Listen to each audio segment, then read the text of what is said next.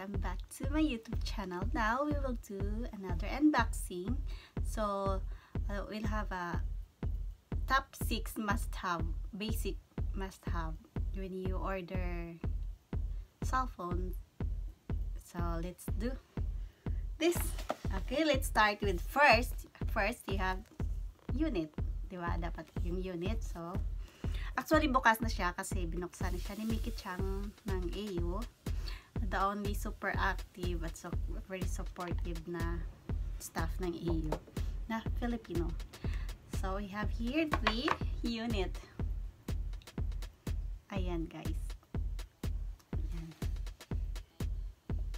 So yan, first check natin. So maybe I will do a separate 12 things or 16 things to do. First thing to do with your iPhone 12 Pro Max. Ito. First, ayan.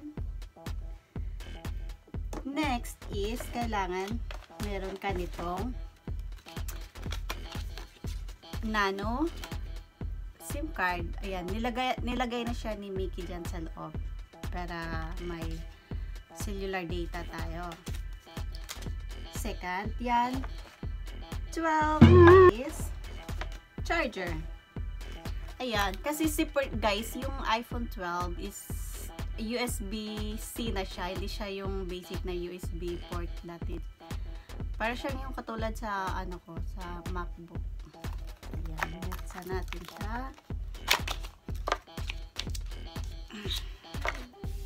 Ayan. At tingnan niyo guys, iba. So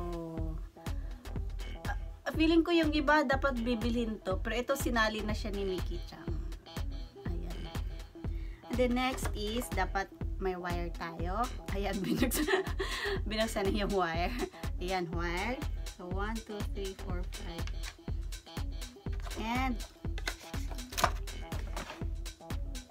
syempre guys, dapat meron din tayong screen protector. Actually, may screen protector na siya. Nilagyan na siya ni Mickey Chang. Ayan. Ayan yung screen. Ayan, ito yung, dapat may, guys, dapat din meron tayong screen protector. Ayan, nilagyan na siya ng screen protector ni Mickey Chang. And, lastly, dapat meron tayong casing. Kaya lang temporary muna nilagay ko casing guys kasi naghahanap ako ng casing. So temporary muna to protect yung skin nito. Ayan. 1, 2, 3, 4, 5, and 6. That's our 6 must have basic kung kayo ay may bagong unit. And I hope papanoorin nyo yung next video ko about maybe 16 first things to do with your iPhone 12 Pro Max.